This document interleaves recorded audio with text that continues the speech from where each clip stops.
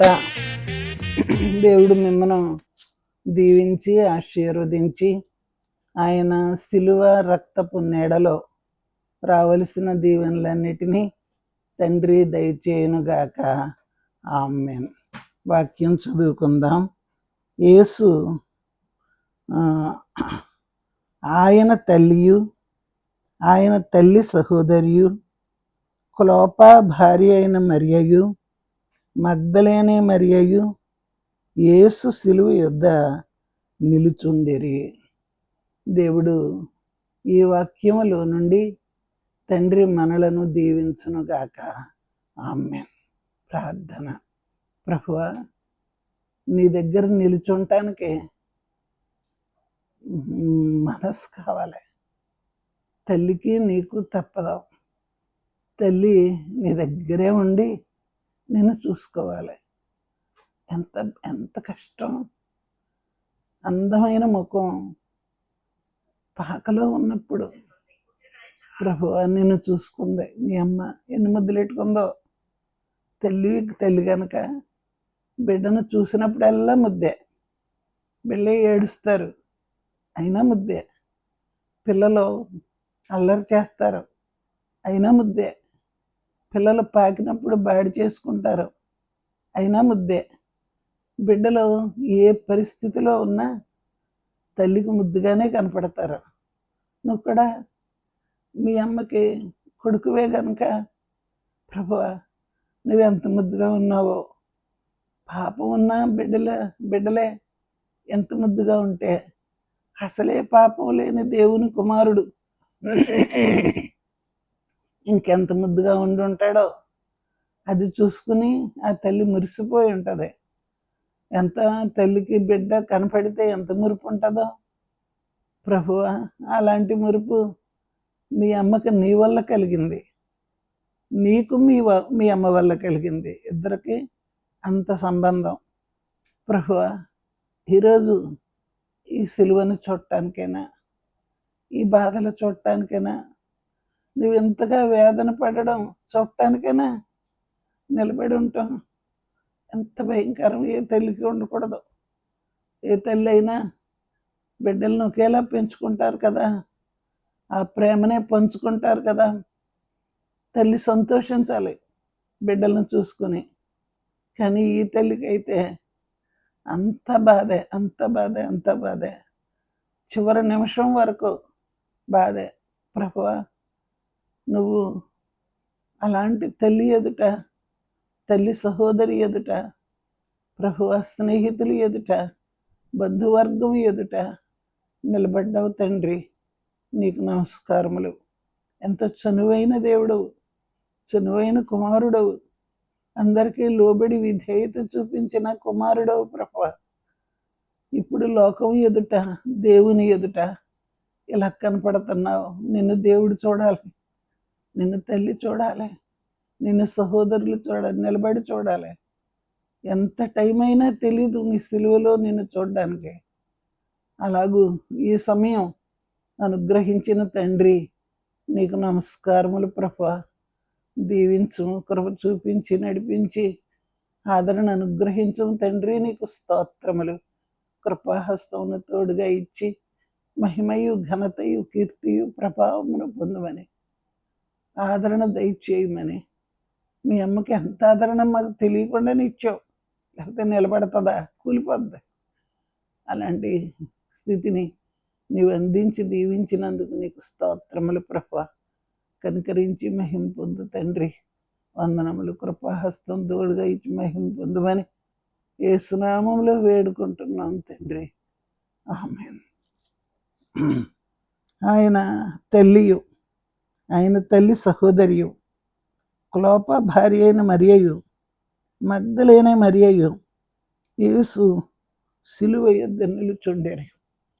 దేవుడు ఈ వాక్యమును మన వెనుకడిలో దీవించును గాక. సిలువ చివరి వరకు కూడా వీళ్ళందరూ ఉన్నారు. ఇందులో వాళ్ళ అమ్మాయి వదలలేదు, కొడుకుని వదలలేదు, చివరిదాకా ఉంది. తర్వాత క్లోప ఆయన తల్లి సహోదరి, క్లోప భార్య మరియ, క్లోపా భార్య అయిన మరియ, మగ్దలేనే మరియ, అందరూ మరియలే. తల్లి మరియ, తల్లి సహోదరి మరి పేరేంటో తెలీదు. క్లోపా భార్య మరియ, మగ్దలేనే మరియ, ఈ పేర్లు గలవారు యేసు ప్రభు కూడా వెళ్ళిపోయారు. ఇంకా వాళ్ళని ఎవరు ఎదిరించలేరు. మనం నిన్న విన్నాం కోతి కథ. ఆ కోతి తన బిడ్డ చనిపోయింది. చనిపోయిన బిడ్డను వేసుకుని తిరుగుతుంది, బతిమాలుకుంటుంది.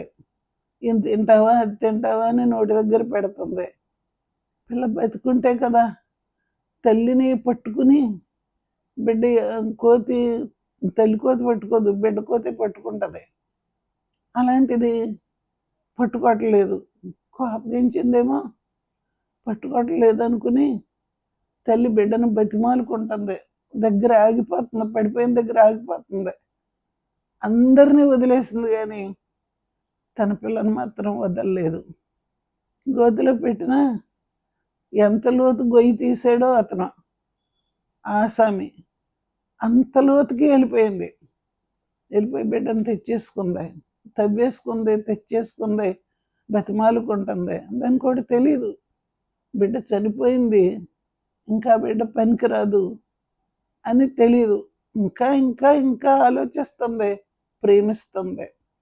దేవుని ప్రేమ కూడా అలాంటిదే, విశ్వాసుల ప్రేమ కూడా అలాంటిదే. విశ్వాసి తక్కువ ప్రేమించదు. దేవునిలో ఉన్నవారు, ప్రభు మాట వినేవారు ప్రేమిస్తారు. యేసు ప్రభు ప్రేమ వారిలోనికి వస్తుంది. ప్రభు ఎలా ప్రేమించారో ప్రభువును కూడా మనం అలాగే ప్రేమిస్తాం. అందుకే హత్తుకుని ఉండగలం. ఇక్కడ మరియా తల్లి తన కుమారుని హత్తుకుని ఉంది. చావుకైనా తెగించే ఉంటుంది. ఆ అమ్మనాళ్ళు ఏం చేయలేదు కానీ ఆ బాబుకి చేస్తే, ఆ ప్రభువుకి చేస్తే ప్రతిదీ తనకు చేసినట్టే ఉంటుంది. అలా ప్రేమించేవారు.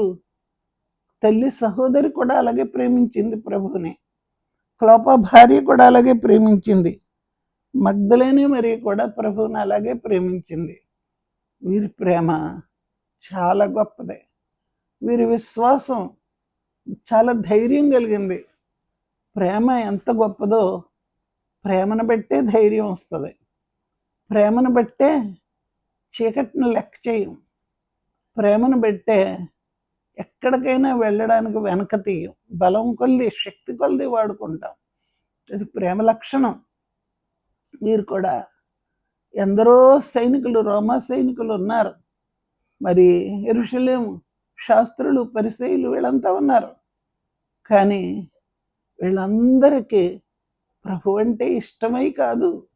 ఒక నేరస్తుడు రోమా సైనికులకు దొరికాడు కనుక ఆ సైనికులు, మిలిటరీ వారు ఎలాగ ట్రీట్ చేస్తారో అలాగే ప్రభువుని వారు కొట్టారు. పిలాతు చేతికి దొరికినప్పుడు పిలాతు కొరడా దెబ్బలు కొట్టించాడు. అది శరీరం కదా. మామూలుగా మనిషిని కొట్టాలంటే చాలా కష్టం, కొట్టేయలేము. ఎందుకంటే ఆ బాధ మనకు కూడా తెలుసు.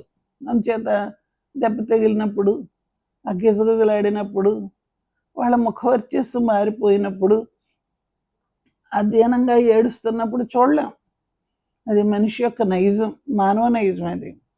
అంచేత చూడలేక పని లేకపోతే పని అని విడిచిపెట్టేస్తాం.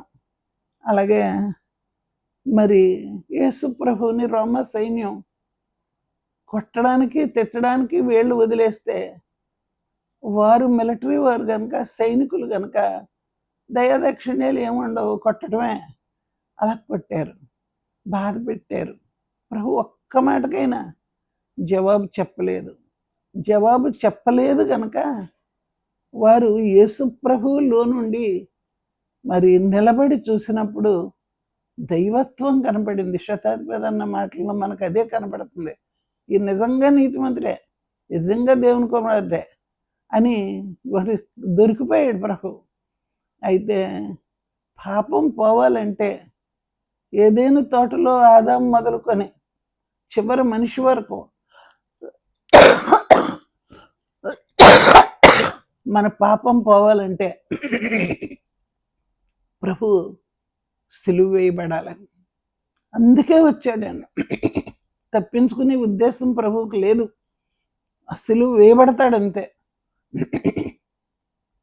ఆయన సిలువలో చనిపోతాడంతే.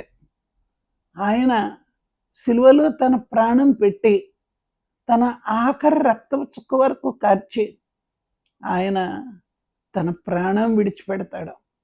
దైవత్వం కనబడుతుంది. ఎంత వద్దనుకున్న దైవత్వం కనపడుతుంది, మానవత్వం కూడా కనబడుతుంది. గలిలీ సముద్రంలో గాలి తుఫానప్పుడు ప్రభువు నిద్రపోయాడు, అలసిపోయాడు, నిద్రపోయాడు. ఎంత నిద్ర అంటే నీళ్ళు వచ్చి మీదడిపోతున్నా హాయిగా నిద్రపోతున్నాడు. ముఖం మీద నీళ్లు పెడితే నిద్రపోయే వాళ్ళు ఉలిక్కిపడి లేస్తారు. ఆ లేవడం కూడా ఎంతగాడ నిద్ర. ఎన్నాళ్ళ నుంచి అలసిపోయాడో, అలసటను బట్టి ప్రభు నిద్రపోతున్నాడు. ఆ నిద్రపోయే ప్రభువు మీద నీళ్లు పడినప్పుడు లేవకలేదు, కానీ శిష్యులు లేపినప్పుడు లేచాడు కదా. లేచి వారిని ఆదరించాడు, ప్రేమించాడు, గౌరవించాడు. గాలి తుఫాను అణిచివేశాడు, వాళ్ళకి నెమ్మది దయచేశాడు. ప్రభు అప్పుడు వారికి ఎలా కనబడ్డారు? మనిషే కాబట్టి పడుకున్నాడు, భోంచేసి పడుకున్నాడు అనుకున్నారు. కానీ ఆయన లేచిన తర్వాత, ఆయన సముద్రాన్ని తుఫానును గద్దించిన తర్వాత ప్రభువుని ఇంకోలా చూశారు. ఈయన ఎలాంటి వాడో కానీ అన్నారు. ఇక్కడ స్త్రీలు యేసు ప్రభు సిలువ వేయబడుతూ ఉన్నప్పుడు ప్రభువు దగ్గర నిలబడి చూశారు. గలిలీ సముద్రంలో శిష్యులు చూచారు. ఈయన ఎలాంటి వాడు, అద్భుతకరమైన మనిషి, ఆశ్చర్యకరుడైన మనిషి. మన మనిషే కానీ మన మనిషి కాదు, అద్భుతం చేసే మనిషి ఈయన, దేవుడు ఈయన. కాకపోతే సృష్టి లోబడుతుందా? సృష్టి లోబడింది అని అంటే ఈయన నిజంగా దేవుని కుమారుడే. ఇప్పుడు చూడండి, ప్రభువులో వారికి ఒకటి మానవత్వం కనిపించింది, దైవత్వం కనిపించింది. ఇక్కడ స్త్రీలైన వారు తల్లి, సహోదరి, క్లోపా భార్య, మగ్దలేనే మరియా, వీరు నిలబడి చూస్తున్నారు ప్రభువుని, ఆ సిలువను, ఆ దీనత్వమును, ఆ కొరడా దెబ్బలను చూస్తుంటే వారికి ఏం కనపడుతుంది? అసలు ఈయన మనిషేనా? ఈ మనిషి అయితే ఈ దెబ్బలు ఎలా తింటాడా? మన మనిషే కాబట్టి వారు కొట్టగలుగుతున్నారు, కానీ నిజంగా మనిషి కాదు ఈయన. ఈయన దేవుడే. తల్లికి దేవదూత చెప్పినప్పుడు అది స్మరణ వస్తుంది. నాకు కడుపులో పడకముందే దేవదూత చెప్పింది కదా, ఆ చెప్పిన మాట ప్రకారం ఈయన మానవుల రక్షణార్థమై వచ్చిన రక్షకుడని ఆ తల్లి ఆ చిన్న పిల్లోడప్పుడు ఎలా ముద్దులెట్టుకుని ఎత్తుకుని చూసుకుందో, ఇప్పుడు కూడా దూరంగా ఉన్న, సిలువలో ఉన్న, పెద్దవాడైపోయినా, దెబ్బలు తింటున్నా, రక్తం ఓడుస్తున్నా, ప్రాణం వదిలిపెడుతున్నా అలాగే చూసుకుంటుంది. ఏ తల్లికి ఏ బిడ్డ ఎంత ముద్దో, ఎంతమంది పిల్లలున్నా ఏ బిడ్డ అయినా తల్లికి ముద్దే కదా. మరి కూడా ఎలాగూ కడుపులో పడ్డాడో, ఎలాగూ ప్రభు అన్ని పనులు చక్కబెట్టుకున్నాడో, తన దగ్గర అసలు ఎలా మెసలాడో, తన కోసం వారు ఐగుప్తు ఎందుకు వెళ్ళగలిగారో, అక్కడ ఎలా ఉన్నారో, నజరేతుకు వచ్చినప్పుడు ఎలా ఉన్నారో, ఆయన వాక్యమును బోధించేటప్పుడు ఎలా ఉన్నారో, తల్లి వదలలేదు కొడుకుని. ఏం వదిలి పెడతాం? ప్రభు ఎక్కడికి వెళ్ళినా వాళ్ళ అమ్మ ఏం విడిచిపెడుతుంది? కూడా వెళ్ళిపోతుంది. అదే పండగ. యేసు ప్రభు ఎక్కడుంటే అక్కడే స్త్రీలు ఉన్నారు. ఆ స్త్రీలు తల్లి సహోదరి విడిచిపెట్టని వాళ్ళు చివరిదాకా. కొంతమంది విశ్వాసులు ఉంటారు, వారి విశ్వాసం ప్రభువును వదిలిపెట్టదు, సంఘాన్ని వదిలిపెట్టదు, బతుకును వదిలిపెట్టరు. వదిలిపెడితే వారి ప్రేమ ఎలా బయలుపడుతుంది? ఎన్నో శ్రమలు, ఎన్నో కష్టాలు వస్తూనే ఉంటాయి. ఎవరు ఆదరిస్తారు?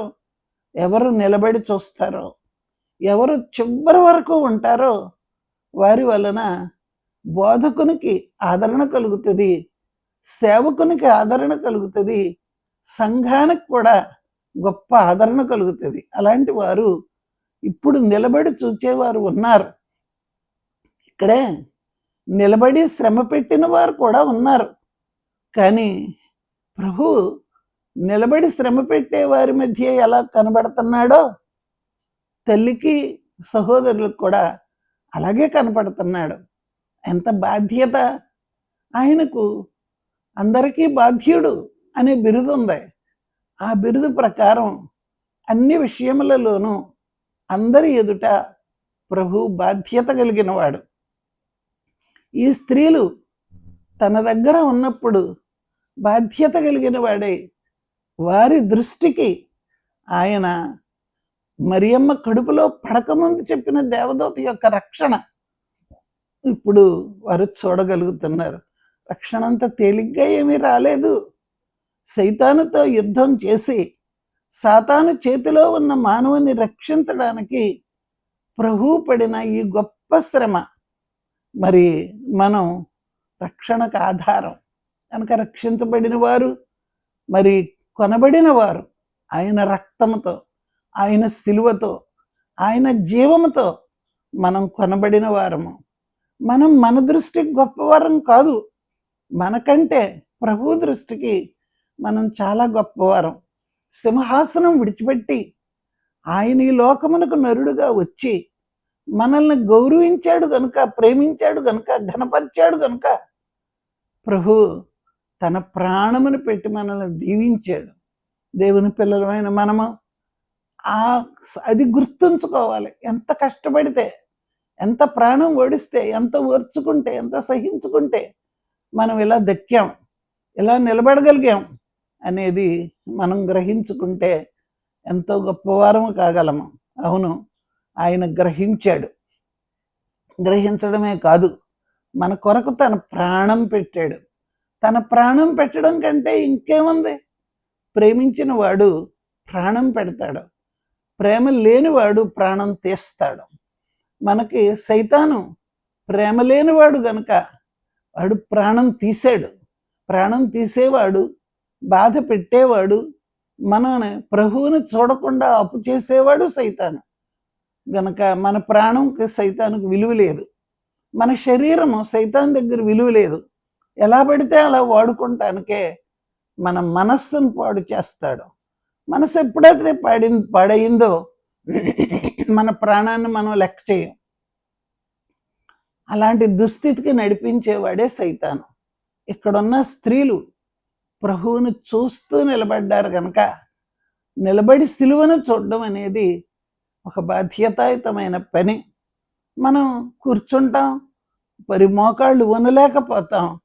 అయినప్పటికీ ప్రభువును చూచేటప్పుడు అలా చూడగలిగితే, ఈ స్త్రీల వలె చూడగలిగితే మనకి ఎంత ధైర్యం ప్రభవిస్తాడో, మనకి ఎంత ఆదరణ ప్రభవిస్తాడో అది మనకు తెలుస్తుంది. కనుక దేవుని పిల్లలమైన మనము ఆయన యందు నిలబడి ఈ మహిమను అందుకోగలిగిన శక్తి మనం సంపాదించుకోవాలి.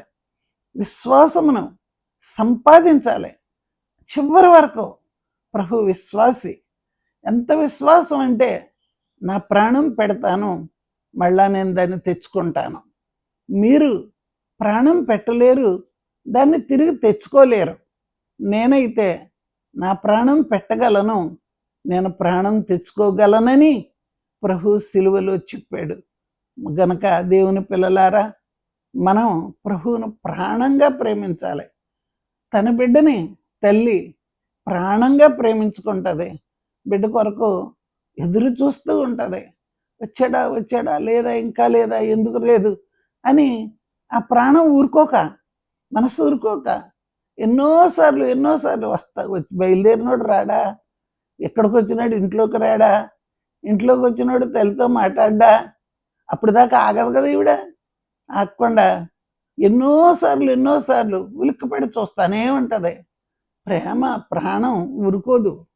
అలాగే దేవుని పిల్లలైన మీరు కూడా విశ్వాస లక్షణమును మనం అందుకోవాలి. ఆ లక్షణాన్ని బట్టి మనం ప్రభువుని చూసుకోవాలి. బిడ్డలను చూసుకోవడం తప్పు కాదు, కానీ మన కొరకు ప్రాణం పెట్టిన ఆయన్ని ఇంకెంతగా చూడాలి, మన కొరకు ప్రాణం పెట్టిన ఆయన్ని ఎంతగా నిలబడి మనం చూసుకోవాలనేది నేర్చుకుంటేనే తప్ప రాదు. గ్రహించుకుంటానికి వేరే మనస్సున్న వారు ప్రేమలేని మాటలు చెప్తారు. ప్రేమలేని మాటలు చెప్పినారు ప్రేమించడమే రాదు. ప్రేమ గలవారికి తన ప్రాణం పెట్టి ప్రేమించే శక్తి కలుగుతుంది. గనక అలాంటి శక్తితో యేసు ప్రభువును మనం చూడగలిగితే రక్షణ అందుకోగలం. ఆ రక్షణ యొక్క ఫలాలు కూడా మనం అందుకోగలం. దేవుణ్ణి కలిగిన వారే దేవుని యొక్క రక్షణ చూపించగల విశ్వాసీయత చూపించగలరు. స్త్రీలకు ఉన్న ఘనత ఏంటంటే నిలబడి చూస్తారు. వారు వదిలిపెట్టి ఇంకెళ్ళిపోలేరు. అది ప్రాణమైనా వదులుతారు కానీ ప్రభువును వదిలిపెట్టరు. అలాంటి స్త్రీలు మనకి ఈవేళ కనబడతా ఉన్నారు. మన విశ్వాసమును బట్టి మరి కుటుంబంలో ఉన్న స్త్రీలు కూడా పిల్ల యందున్న ప్రేమను బట్టి ఎన్నో కష్టాలు సహించుకుని బయటికి వెళ్తే బతకలేక కాదు, వారి పిల్లలను వదలలేక, మరి పిల్లల కొరకు ఎన్నో శ్రమలను భరించి కుటుంబం ఒకటిగా ఉంచుతారు. ఆ స్త్రీలు ఈ విలువైన పనిని చేస్తారు, నిలబడతారు. కుటుంబంలో నిలబడిన ఈ స్త్రీలే నిలబడతారు. మరి యేసు ప్రభు దగ్గర నిలబడిన ఈ స్త్రీలే నిలబడ్డారు. విశ్వాసం దగ్గర నిలబడిన ఈ స్త్రీలే నిలబడ్డారు.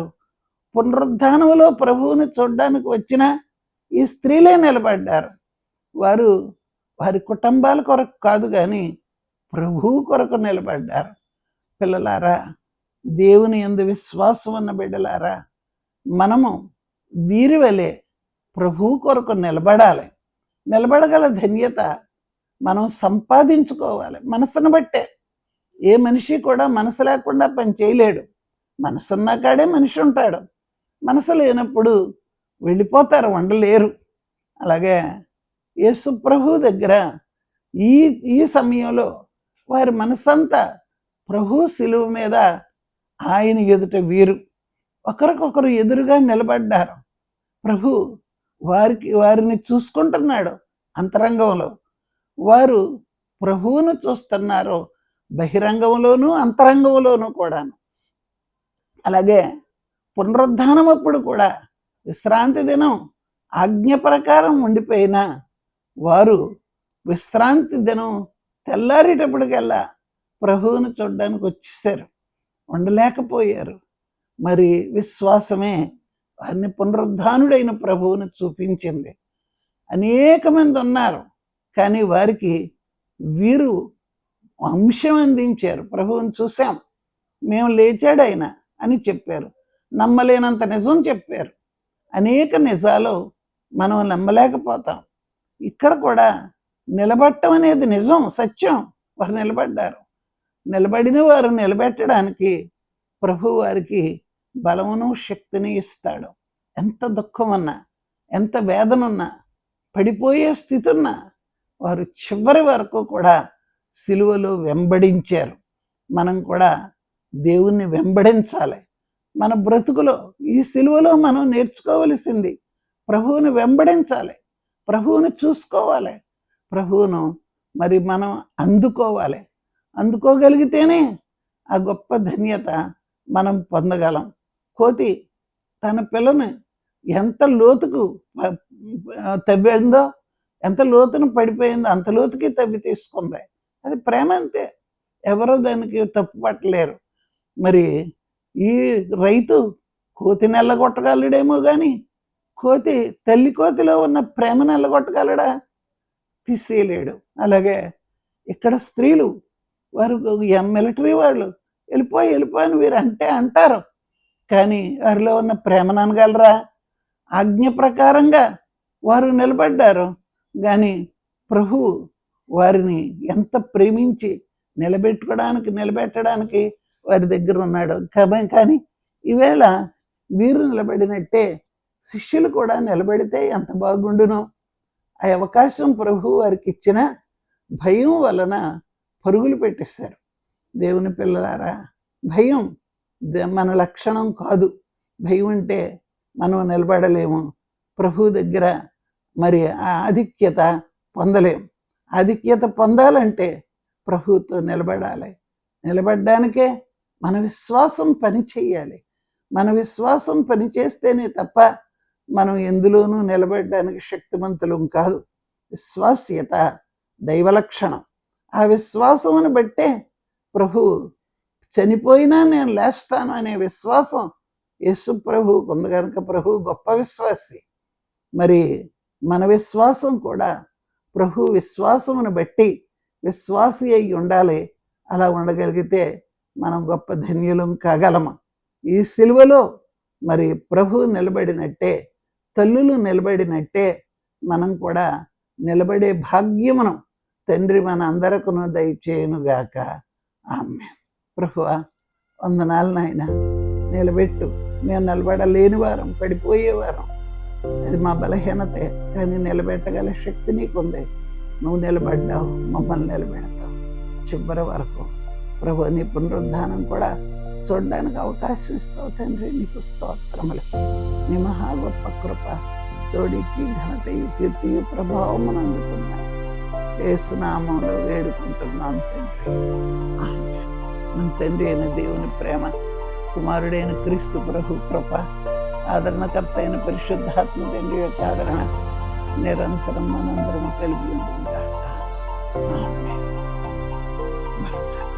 అందరికీ